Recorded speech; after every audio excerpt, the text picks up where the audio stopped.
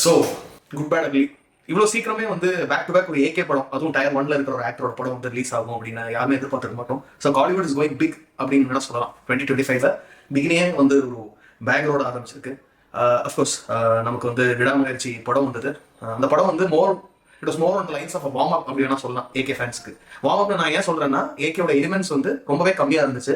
And his presence was blended with the story அப்படின்னு சொல்லலாம். அதாவது அவரோட அந்த அஜித்திசம் அப்படிங்கிற அந்த ஒரு விஷயம் இருக்குல்ல, அந்த ஃபேன்ஸ்க்காக வச்ச விஷயம் வந்து அந்த கதையோட ஊன்றி அவங்க ப்ரெசென்ட் பண்ணியிருந்தாங்க.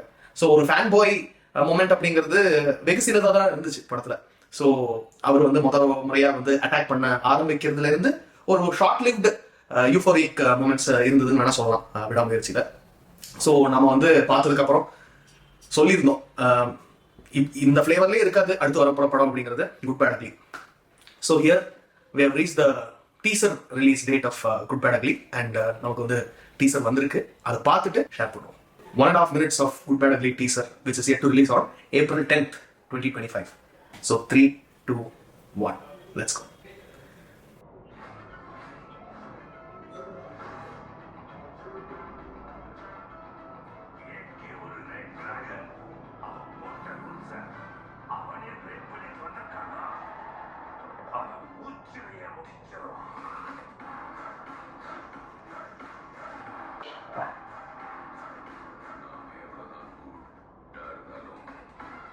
Wow.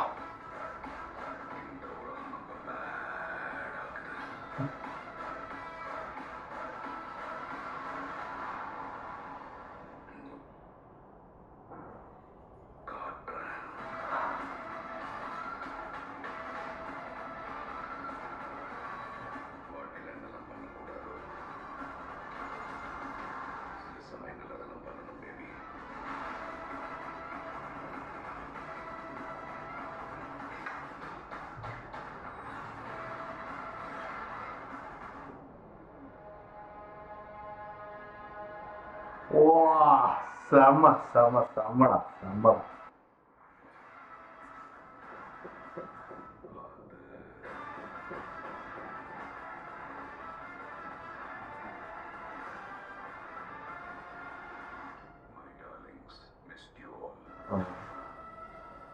See you on April 10th, மாமை.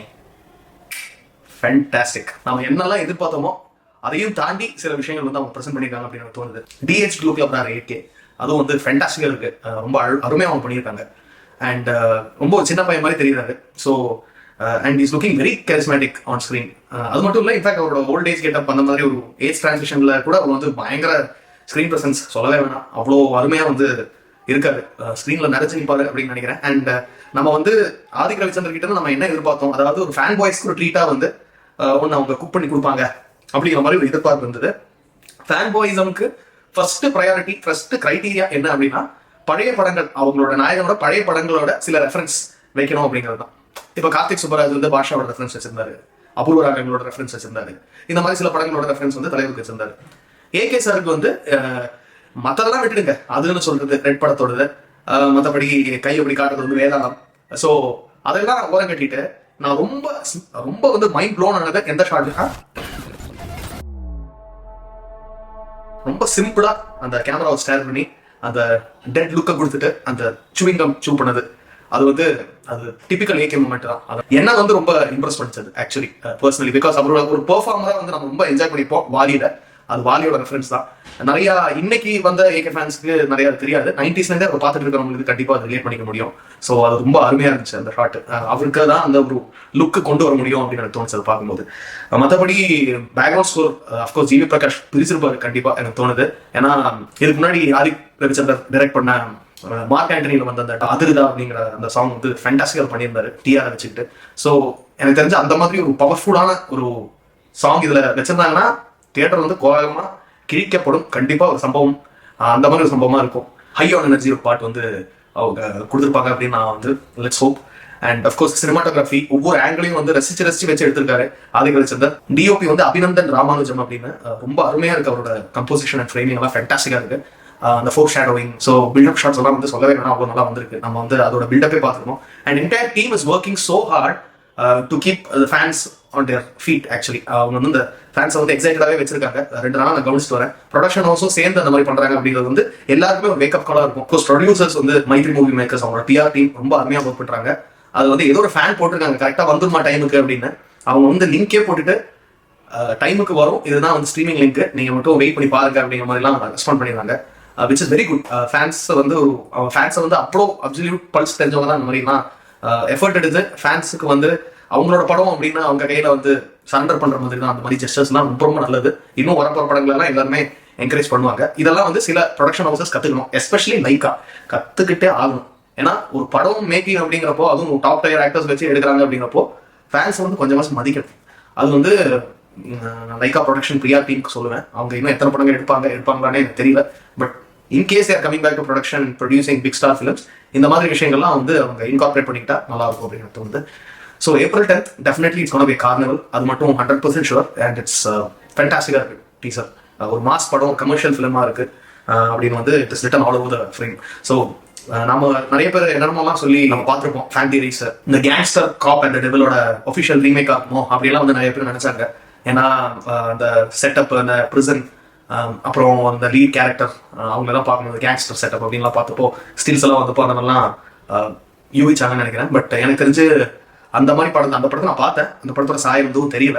So maybe கொஞ்சம் அப்படி இப்படி சிமிலாரிட்டிஸ்லாம் இருக்கலாம். பட் ஒன்றும் சொல்றதுக்கு இல்லை. It's too early to judge and overlook at it. But definitely இது வந்து ஒரு பெரிய பிளாக் பஸ்டர் ஆகும் அப்படிங்கிற ஒரு வைப்பு எனக்கு நல்லாவே தெரியுது. So let's wait for April 10th.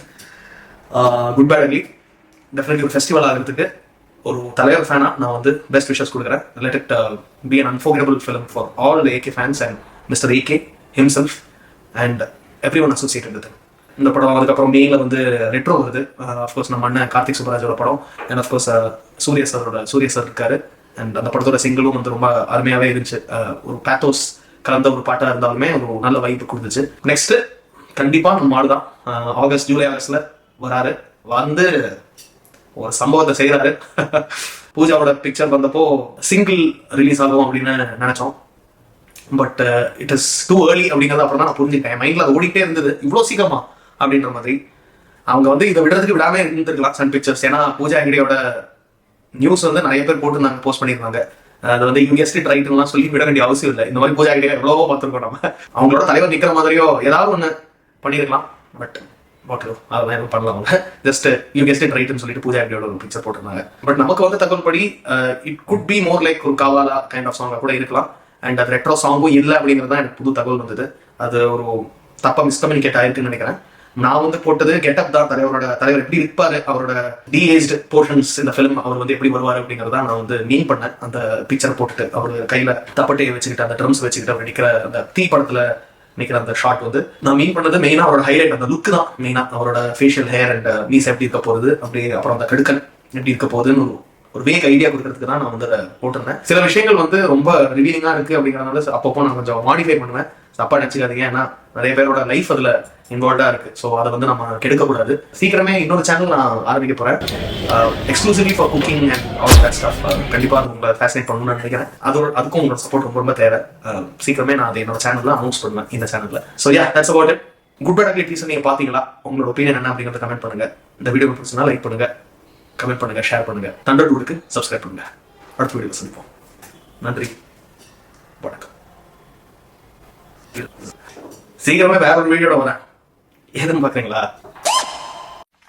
அதாவது உங்களை எல்லாம் நான் ஏன் கூப்பிட்டுருக்கேன்னா,